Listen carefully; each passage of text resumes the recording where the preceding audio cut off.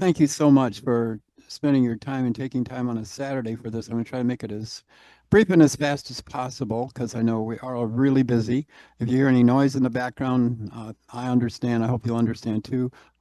Speak now or forever hold your peace about recording. I have to record this in case we do have someone miss. Looks like we almost have everyone, so which is awesome. But the purpose of this onboarding is to just get started. I want to just usually we start these by having the past one of the fast validators of just the last class that has just ended come on and tell you how ridiculous it seemed to start with. The workloads seemed impossible in the beginning, and to throw a sim in on top of all the other requirements seemed utterly undoable for mostly working adults, which I have in my classes because we have, um, these are almost all our students are in async classes. Uh, I'm sorry, can you all hear me okay?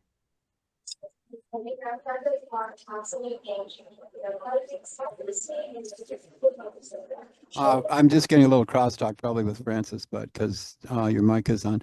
But anyway, I'll just keep on. If you have a problem with something in the chat, and let me know if you can't hear me, or just chime in, and also just chime in with any questions you have. I've gotten questions from. I have a lot of old questions from old classes, but to continue, usually we have our past validator tell you, in the texts that it seemed impossible to start, and in the end, it was one of the most fun, best, easiest classes they've taken. It is a capstone class. We need it for graduation, both for my MBA students and my undergrads. So it's you kind of like, okay, we have to be here. What is this all about? And you have to learn an interface with the simulation at the same time as taking a course. So it seems impossible. But the answer is the teams are key to everything. We have a lot of dispensations in this class because of the workload. When you see that the readings are required, ignore that. You can do the readings if you want, but it's better just to do the sim and then answer according to the sim in those questions on the discussion questions. Do you still have to post 6 times a week, 3 separate days? Um, Technically, because of what's called assessment or accreditation, yes, that's a benchmark and you do need to do that. However, I count one sentence if you say something about the sim and what happened there. I also count your participation. Everybody who showed up here gets 25 extra points. That'll help with participation. And frankly, I give a lot of little one sentence things throughout the whole class that just answer them and then you're done because the real participation takes place in the sim with your teams. And that is a huge benefit. Now, a lot of folks I hear all the time say, yeah, we've been through this. We're seasoned. This is our last class. We've been through this whole process and we know CLC is a bunch of baloney. It's like one person does all the work and everybody else rides along and it's not fun and it's not good. Well, this is not CLC at all. These teams are through and with Harvard. I have now probably three from my current class, which is why I don't have a validator because it's just ending. Three recruiters calling me because I give references to all my team members for completing the sim. And we're in that, you can see that I'm an old grandpa. In my old times, we had a catch-22 from the MASH movie, which is you can't get this job unless you have experience, and you can't have the experience unless you've done the job. So that thing goes round and round. So the sim gives great. I give recommendation letters. I give your teammates a network with you for probably the rest of your lives and careers. I mean, it's something that's very different than most of the classes and certainly different than CLC. Now, there is a CLC component to this, and there's a big difference between what's a benchmarked project, like a paper you have to do or presentation, and a CLC project. And the difference is only kind of on paper because you can work on everything in this class as a team. You do not need APA references. You do not have to have 1,800 words if that's what it says. This is a business communication class, and we're flying the plane as if we're running a business in the class. So presentation should be brief. They can be worked on as a team. And when they are benchmarked, you do have to turn them in individually. But you'll be working with your validator, working with your Carline CEOs, and each of you will do sections, text each other through the whole course, get together on a Zoom when you can, if you can. There's no requirements in terms of how often do you meet, how do you handle your teams. There's no org chart. The only thing is that each one of you is encouraged to take a car line. There are 4 lines, which you'll see. I hope you can all see my screen here. This is the Red Teams dashboard when you first sign in. You can't, after this onboarding, you'll all be able to sign in and see the sim. I'll unlock access for everyone, but please don't start playing with the sliders or anything to start with. At least get familiar with. You have to watch some of the YouTube videos on resources like what is, what is a decision? Because right at this point, it's kind of like, what is this whole thing? It's all confusing. There's only 5 decisions. In the ground class, it's 10 weeks and there are 8 to 9 decisions. There's a recession and there's an actual merger. In our class, we just do pseudo sims of the sim in those mergers. We don't actually have to jump in and do it. So there are 5 decisions starting in week 3. Starting next week, there's the first CLC drop in the Dropbox, and there are 4 different Dropboxes and CLCs for the 5 decisions. And all you have to do for CLC, now when you're in CLC, you can also chat with your members. The teams will be set up in every CLC, and you can use that, but that's not primary. You don't even have to do that. There's something called an annex that gets dropped by the validator into every week for 5 weeks of the 5 decision weeks. And it's just a summary of what you decided. It can take 10 minutes. And same thing with next week, you have to agree to being in the sim. That's just an exercise. You just agree as a team, and the validator can drop it in the box and say, all right, it's in there. We all agreed. I marry you, I marry you, I marry you. Or however that all works. It's easy and it's fast. So don't get overwhelmed by that or by the readings. Discussion questions are the same thing. You will be, I want you to get a return on investment for investing in this class, but the sim is just fantastic for that. You'll be working with a real business, have real feedback from your competitors and your customers. And this is a sim that is used by the American Express CEO program to become a CEO, where you go through Amex in Iowa. You take this sim and compete with other teams, executives, CFOs, CEOs all over the world take this as a way of integrating all that they've studied and learned and are seeing in their own businesses. So it's the real thing. And I have recruiters calling me after all these many. You can see I'm ancient and I have many decades of the sim going all the way back to Michael Porter and mainframe computers. So I've seen so many stories where, even in my own case, where I got a call from a recruiter from someone who asked for a recommendation and hadn't had a lot of job experience in a new type job, but had an opportunity, and have the recruiter say, "Oh, I went through that sim." That's amazing. They went through this. So it's a cool thing that when you're done and you get to the end of it.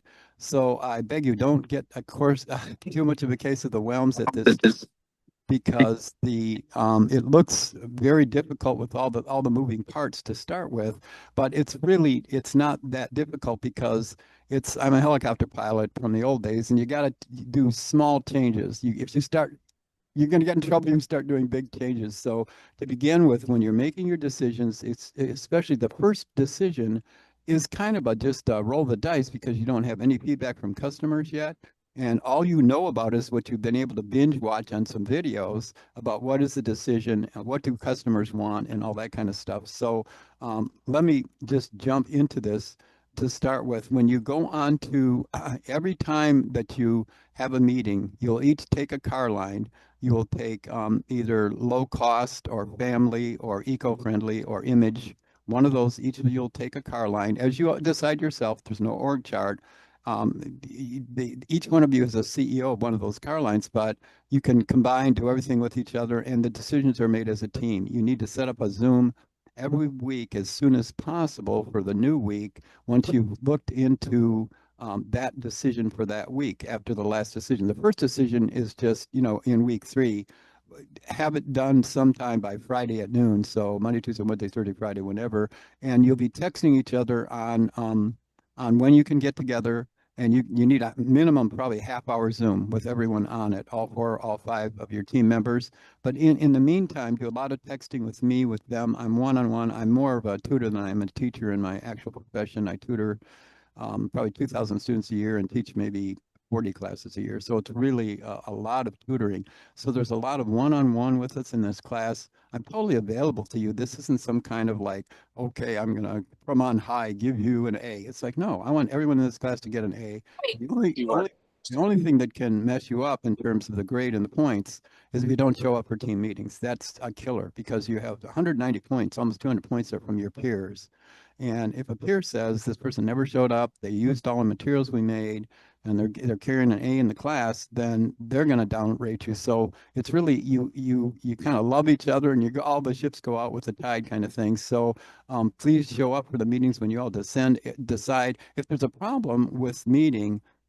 Just rearrange your schedule with each other. If one of you has to miss one, catch up with your car line in between with texting, and I'll help as much as I can. I can't tell blue team, here's something you did wrong on low cost without telling red and yellow also. So if I give you some advice and I'm helping you, I post that for everyone because it wouldn't be fair to say, okay, I'm going to help you with this, but I love you all, but it's really competitive. In the ground school, it gets almost ridiculous where people are doing disinformation and, putting out kind of things. We don't have to do that here because most of us are all working adults and have kids and what have you, or grandkids. So, yeah, so as you jump into this with each other, get familiar. It's already been wonderful. You already have jumped in, talked to each other. You're going back and forth. You can do that on the CLC chat if you want, but also just text each other. That's why everybody really does text to keep this going. And then when you could do a couple Zooms in a week if you want, or one big one where the four car lines here's where I want to move the sliders to, and here's my decisions. And then you iterate. As a team, you talk for 10, 15 minutes saying, no, we don't have the money to do that in low cost. Our strategy should really be, it's a strategy class. We should really focus on image. We want to create a flywheel. And there should be one person on each team. I try to do that. I look on your backgrounds. I study everything I can before I make the teams up, both geographically and by competencies.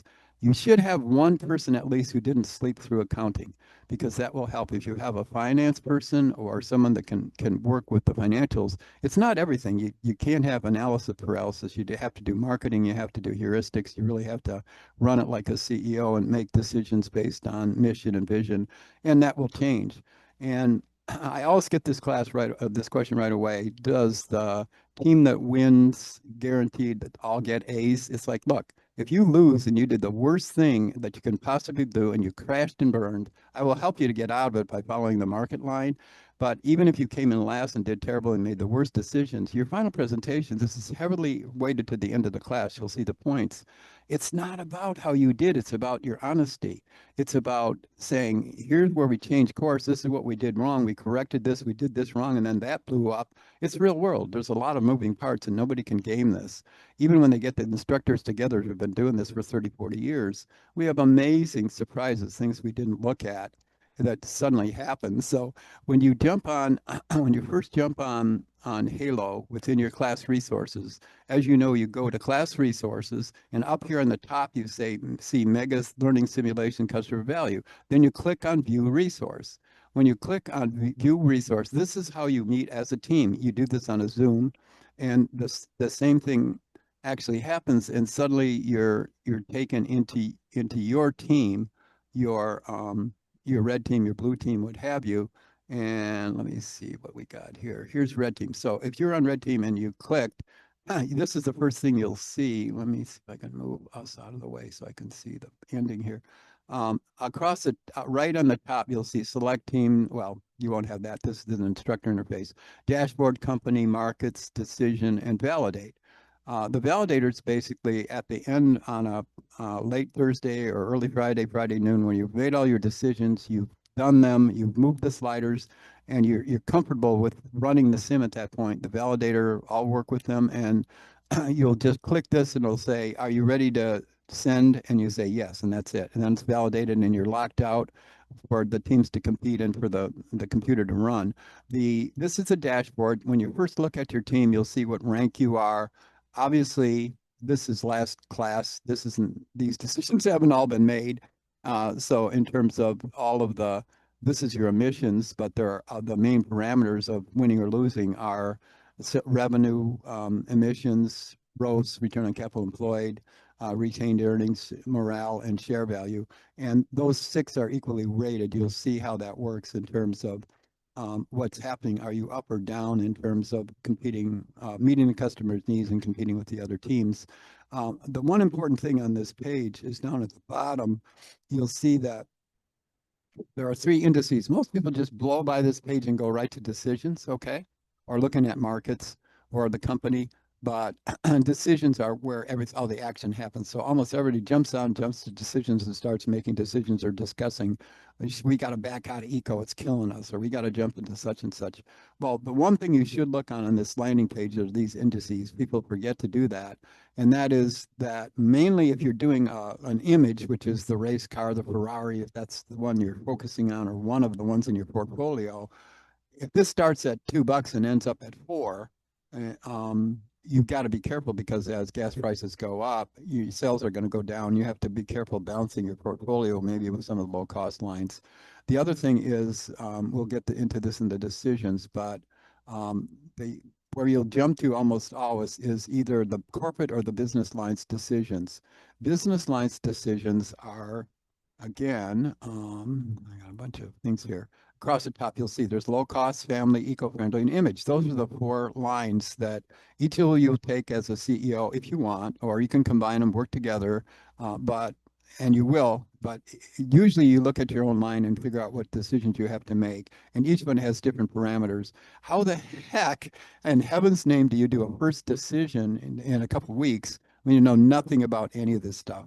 Well, first of all, you're not expected to nail it. But when you look at this on your interface, I can't jump on yours right now, but you'll see that most of these decisions in engineering and marketing are kind of right down the middle, because this is a turnaround. You're inheriting period 5 or week 5 of a company that was blown, that didn't work well, and you're the new C-suite team that took it over. So it is in trouble. Very few people get to high retained earnings, although we can get into positive ROCE, but it's a turnaround. It's like Walmart buying Sam's Club and not successfully turning it around. You know, it's hard, it's difficult. And because of that, there are lots of little tricks you have to do in terms of balancing the portfolio. Now, all this information you can get on in several places. One is on biz485.com, which is a site that Paul, our course lead, and I have set up, that has all, you at every decision you'll get a full video with all kinds of graphics and all that kind of stuff. Not silly graphics like this, that's just one I use talking to another team, but you will see, you know, how did you do in low cost, family, eco, and image. And at the beginning you'll see everybody gets destroyed with low cost and eco. They say, we love God, we love our planet, we're going to be eco, and we're going to put out the best eco, you know, good-hearted decisions. And they put out 20,000 ecos, and their emissions crashed because there's so many of those little things around that they have higher emissions than image does. But you'll get these kind of feedbacks. This is EBITDA, team by team, saying, how are you doing? Where are you doing well? Where are you not doing well? And it's a portfolio. And you can actually close plants and back off, except for depreciation and low cost and eco at the beginning, because they're not fast growers in the beginning, decision 1, 2, and 3. Later on, they are, but your cash cows are image and family. And poor blue team just died in image in this particular decision, because they, I shouldn't say this, but they failed to set a price. And you can actually make mistakes like that, like, oops, I didn't price this vehicle. So when you're in your decisions, you have to make sure you do your check mark on the decisions. Now, these are the infamous sliders. And what you happen, I'm showing you this in a mature stage, because this is how well you do as you go forward. You never should make, this is a helicopter, never make giant decisions where you go from the middle of 3 or to an 8 or a 9. You know, that's too much, and it'll throw your capex off. This is engineering and R&D in terms of your decision. Don't worry about perception. That's, you don't even need that. But in the terms of decision, these are your decisions for low cost. So these are the parameters that were chosen, and the white market line is what the customer wants. So at the beginning, you don't even know that, but you can know what the customer wants. Let's go down to marketing. Okay, let's say dealership proximity. And this is dealership proximity as a marketing strategy within the low cost area. Now let's hop up to image and look at dealership proximity. And you'll see that you're going to see in family, this is at 3. It's like there's no dealerships. Like, how can you? It was at a 4 or 5. Why'd you back it way down to here? Well, either you study the cheat sheet, watch the 100 slides, watch the YouTube videos, or through the School of Hard Knocks, you figured out, oh gosh, um, the Image doesn't care about dealerships. They're buying a Ferrari, and if there's one dealership every 20 counties and they have to drive to another city to buy a Ferrari, that's fine. It's a very specialized dealership. Whereas if you're in family and you try that same thing down here, look at this is the winning team. They've got a 6 for dealership because they figured out either by watching the cheat sheets or by and watching the videos or through the School of Hard Knocks, figured out, whoa, we should not do that. Or one of you validators asked me and I answered it and then posted it for everybody because I can't answer just one for one person. But if someone comes up with a really good question, I'll post it and then you can just answer it and say, hey, Coach T, thanks. That was a great suggestion. And then you get a participation credit. So keep your eye on that in Halo because, and also when you do things together as a team, which when teams really click, the class becomes so much easier because you'll say, okay, your image, do all of the image results in terms of those graphics. And I give you probably, I don't know, 40, 50 graphics for every area, every sim run at the end. So you have this wealth of graphics from the standpoint of data management and data visualization, but just plop into your slides. And all I want at the end for all those points is give me 5 slides you're giving to your board. Include a few of the graphics you got from going through the sim and tell me what you did right and wrong. And that's it. And keep it brief. We're talking about you get 5 minutes in front of the board.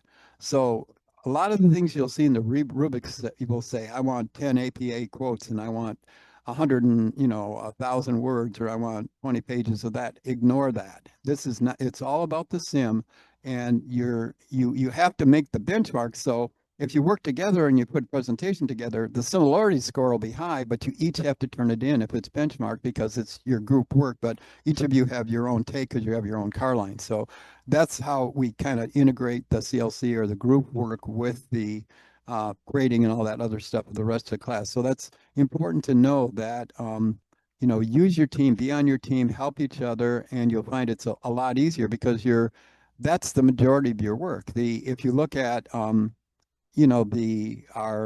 textbook that was written by Paul or one of the other business strategy texts, yeah, there are things like IO models there you're going to look at.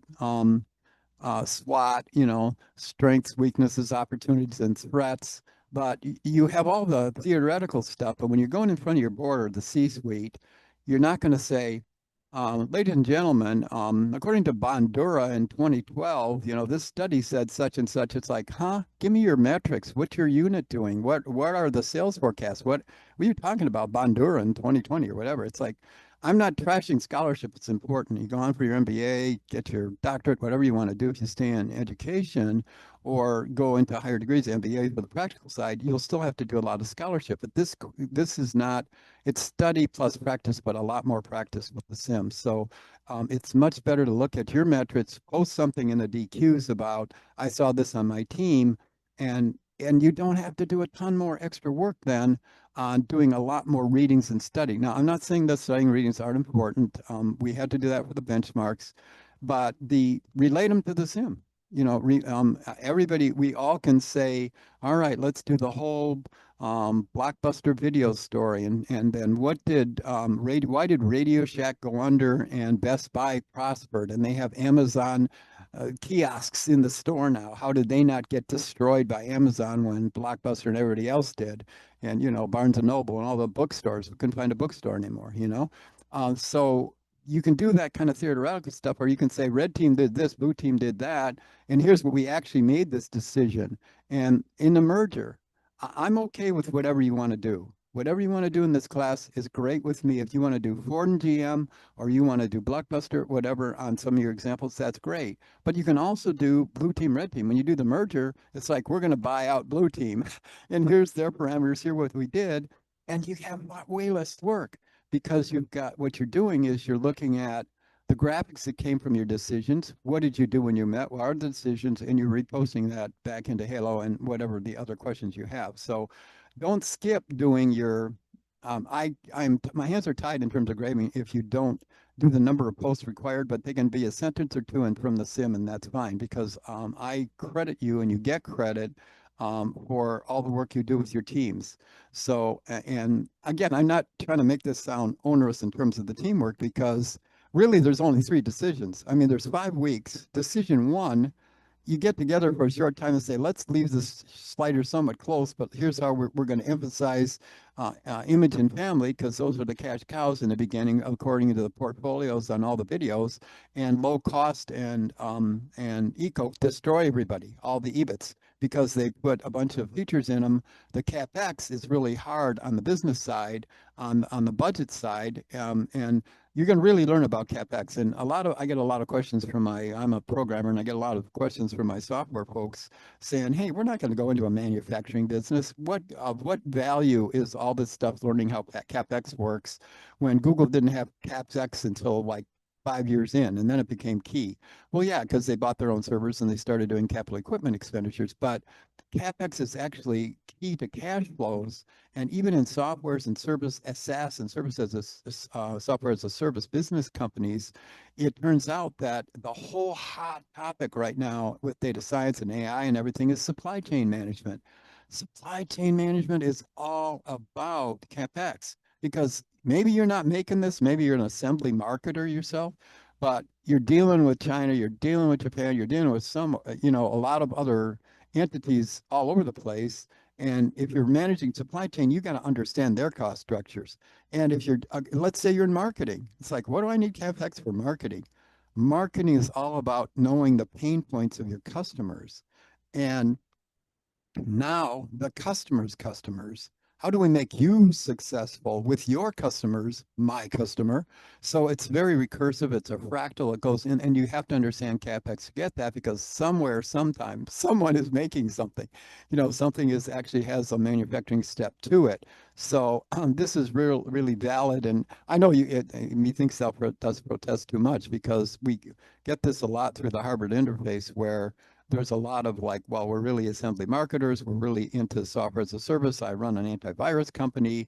And that's how Google tripped many times with Alphabet, where they started buying a bunch of companies to bolster the capex they didn't invest in earlier because they had such great margins just on the software side and on the ad sales side. And then all of a sudden they saw that, oh my gosh, we don't have the cash flow unless we keep on buying these people. And you just can't buy enough companies to make sure all of those mergers are successful. And we'll get into a lot of the merger and acquisition finances as well. But so let's, right now, we've seen these sliders. My advice is binge watch the videos. You have videos within the class resources when you're on resources like Mega, you'll see the strategy guides there, of course, our agreement form, which is for next week, and then you just say, I agree, talk to each other, let the validator drop that annex and agreement form into the CLC.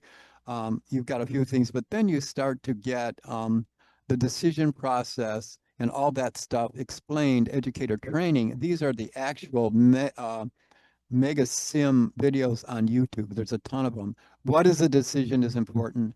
Now, the second thing is I also on, do I have it here somewhere? Let me see. That's regression analysis. What do we got?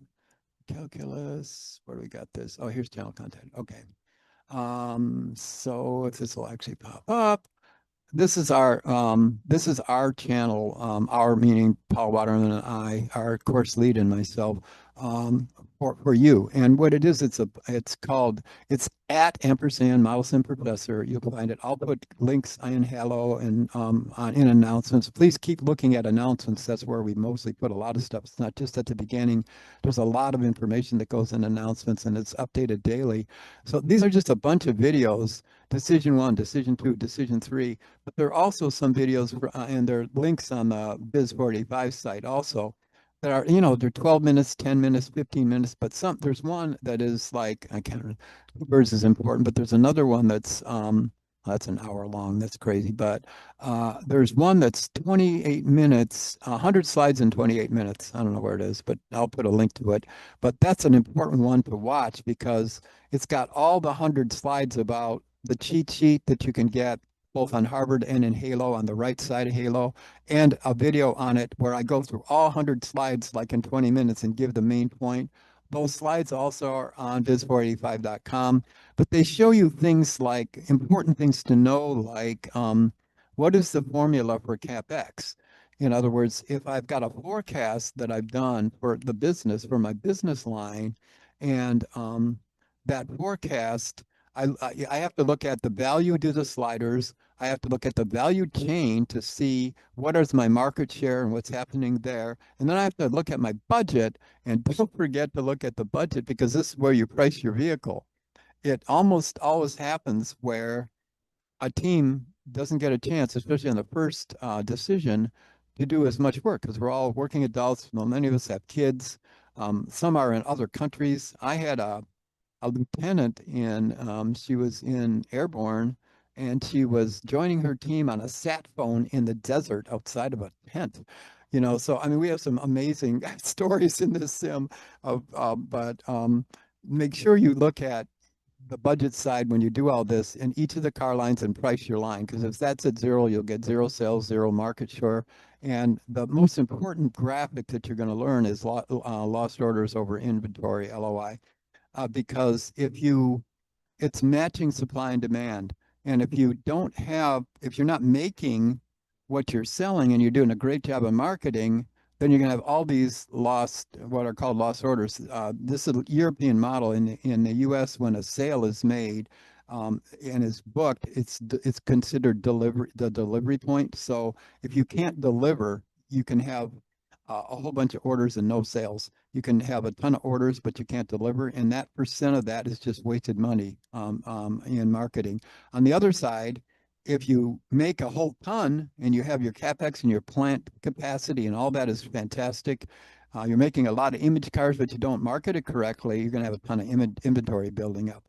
So that's back and forth between lost orders and inventory is an absolute key area of the decisions you have to make in your budgets for each of these car lines.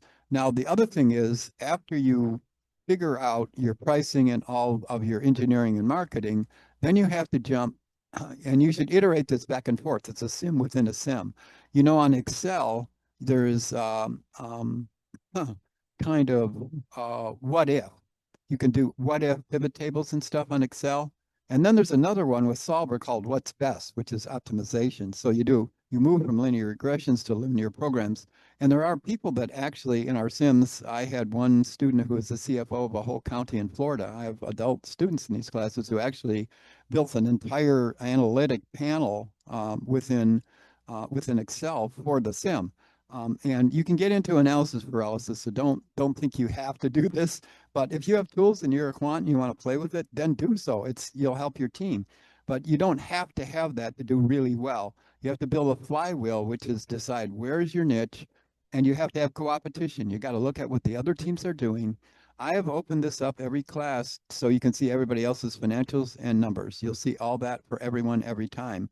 And because it's publicly traded, we're making it publicly traded, so you can see, okay, they're doing this, they're doing that. Look, there's some blue ocean there. Let's do that, or let's not go head to head and dump all our inventory so we destroy the entire market for everyone.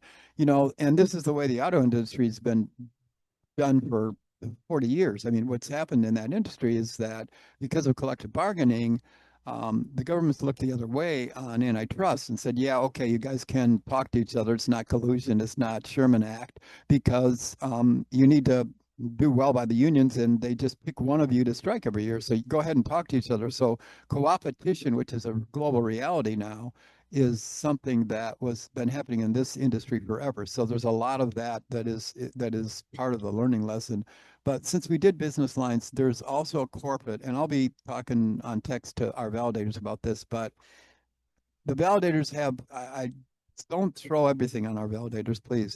They're really there to help tie the team together and maybe convene your meeting. But I'm their interface in terms of questions with the team. You can text me anytime individually, call me. I'm here for all of you, one-on-one.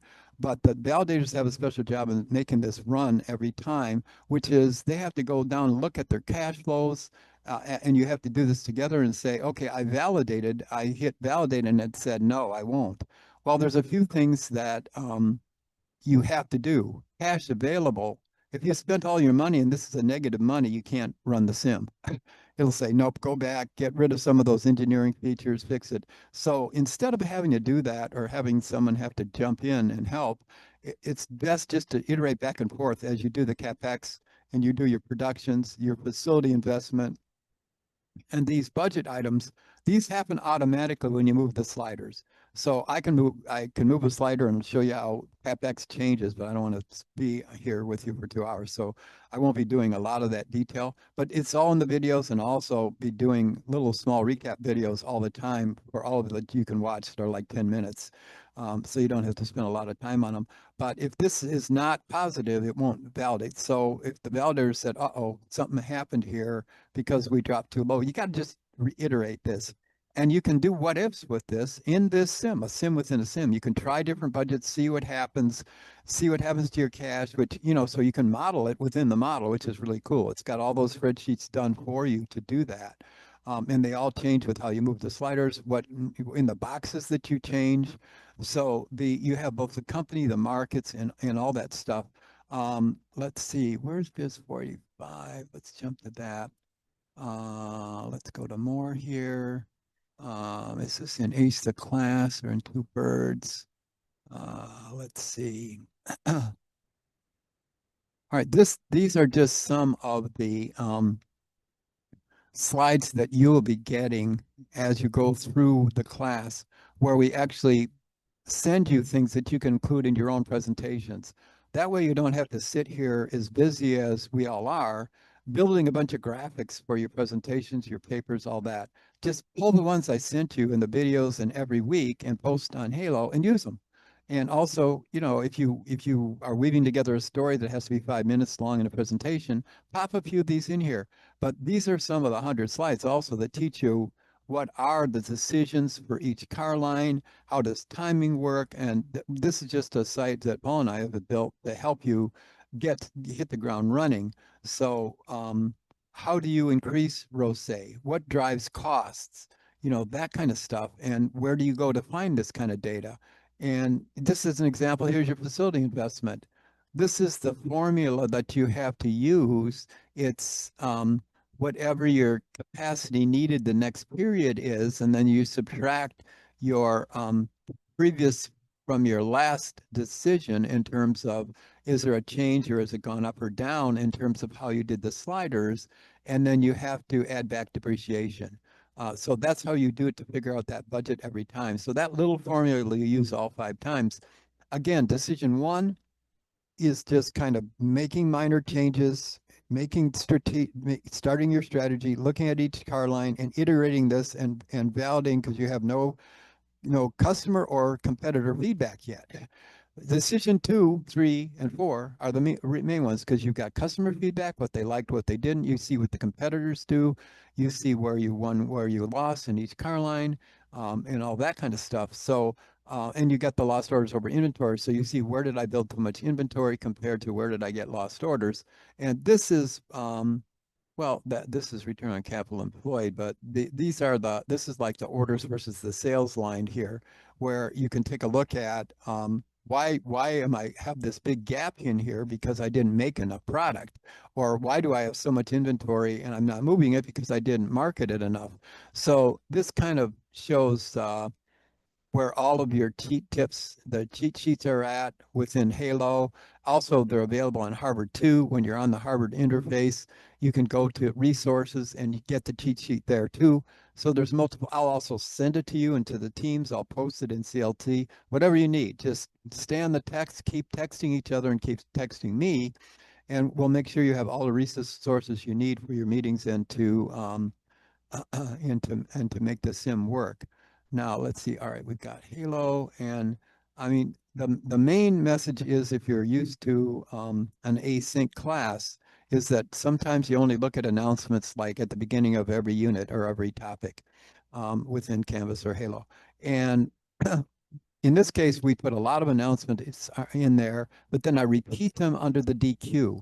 And the reason I do this now, things like the devotionals, obviously they're optional, but I do a lot of those ABCs, CATs, and posts about the sim, and I throw them under the discussion groups too, so that you can do a DQ answer, just do a sentence answer and get credit for that. So where all the instructors in this class try to give you a lot of credit for doing the work in the sim by making the rest of the course a lot easier, because it is a major commitment, to meeting with your teams, talking to them, make the decision, and then set it off. But by the time you get to the end of it, you're going to see, boy, that was a breeze. I got a lot of help from my teammates. I got to love them. We had so much fun. We're now talking to each other about career opportunities.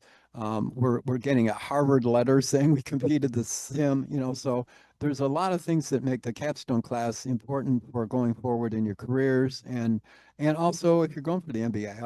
I always really hope people will go forward and consider the MBA as the next step, because then I know this is kind of the end of the class, and I also know a lot of us have kids and grandkids and have daytime jobs, and so but if you it's a really good kind of next step if you want to combine. It's also a terminal degree for most CEOs, etc. And I've been a CEO of a billion-dollar company, and I didn't have my doctorate yet by that time. So, it's the recruiters will say, yeah, your MBA, that's terminal. You don't have to go any further than that. Unless you want to get into education, training, and teaching, then hey, keep on going for as much. We're learning every day with everything changing as fast as it is now. So I try to keep this to 40 minutes. I don't know if I did yet or not, but if there are any questions, usually there's not, because this is just such a beginning thing, and I've gotten some texts already from my validators. But as you binge watch the videos and you get any other issues, there's nothing really big and official about how you work as a team. You can use Discord, you can get on Zooms together, you can do a lot of texting. You really do need one visual meeting to look at the sim like this together. So you say, okay, here's the decisions, let's go back and forth or make our decisions. So there is at least one live Zoom you need for each decision. But then decision 5 is there are no more feedback, no more CapEx, no more production, no more whatever. So to 1 and 5, 1, there's none of that to start with. And 5, it's the end. You're at where you're at. And there's a couple tricks you can do with inventory. Don't get into it now. I don't want to overwhelm you. But when you get to that stage and 7 weeks, you'll see that it's really it's also an easy decision. And plus that time you'll be so expert at the sliders and all this other stuff that you could teach a course. So that's people are really shocked at, like, wow, this wasn't as hard as I thought it was. It's like, well, it really humbles all of us to get through it and see how many moving parts there are, and that we think that revenue is just price time quantity, and then all of a sudden it's like, wait, that ties to production. Oh no, what happened to cash flow? And it's like flying a jet. You can't let it get ahead of you. It's like, do this ahead of time. No, do that. No, put some water on that fire first, or all of a sudden it's starting to get ahead of you. So all these moving parts help by iterating within the sim and saying, okay, what happened when we made that decision? Why didn't that work? And it might be something just as simple as, no, the customers wanted a 4 on the slider and you did a 6. You spent more money than you needed to, which increased your CapEx, and you didn't have to do as much in another team, but you can build a flywheel. You can build a flywheel of revenue and of production where you really own image. And the truth of that is that if you can spread your costs over a larger installed base, your margins are going to go way up. So there's a lot of economics and finance sneaking around in the background of this.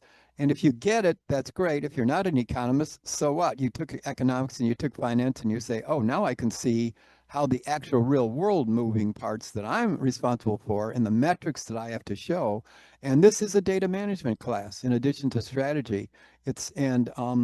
My opinion of you using AI is, good Lord, go for it. Use as much AI as you want in this class. Just cite it.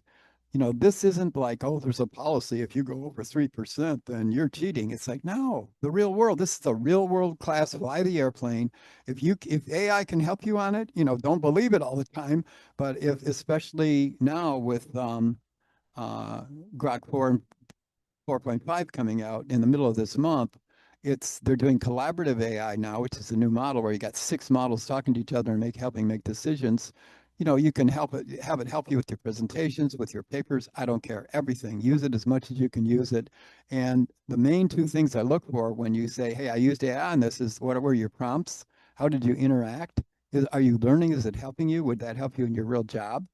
And did you cite it? The other thing is too, um, this is a Christian school. We have to be extremely ethical in what we do. So if you work on a project with your teammates and you post it yourself on a benchmark, cite your teammate. I mean, if somebody said, hey, this is a really good idea, we should back off of this goofy low cost that's killing us and put that money into family.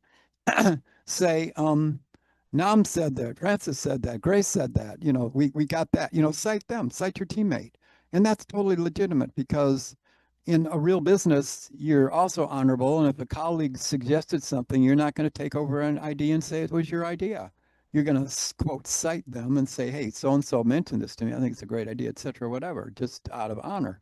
So again, just use that as your standard. And a lot of the questions I get are, is it okay if we do this? Is it okay if we do that? Because the guidelines or the rubrics say something like, well, you need to do this and it has to be in APA format or whatever.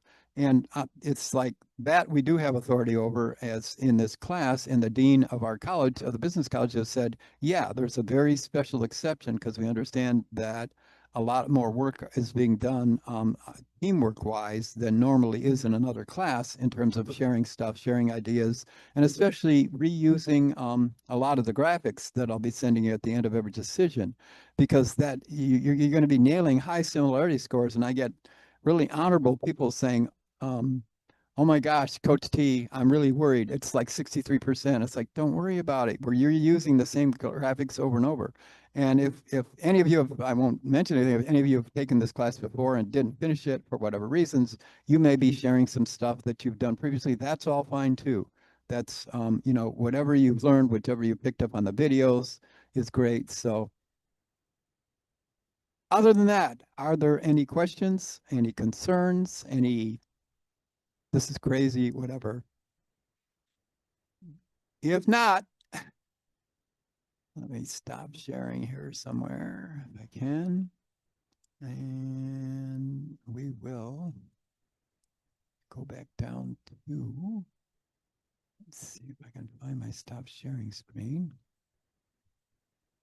And I will say goodbye, and we'll see you on our text. Text me, call me. You have my phone number. I'm here for each and every one of you. And at heart, I'm a tutor more than a teacher, so I'd be happy to love to talk to you about this. Just realize any tips you get that are specific for the team, I have to repost on the whole class. Thank you for your time.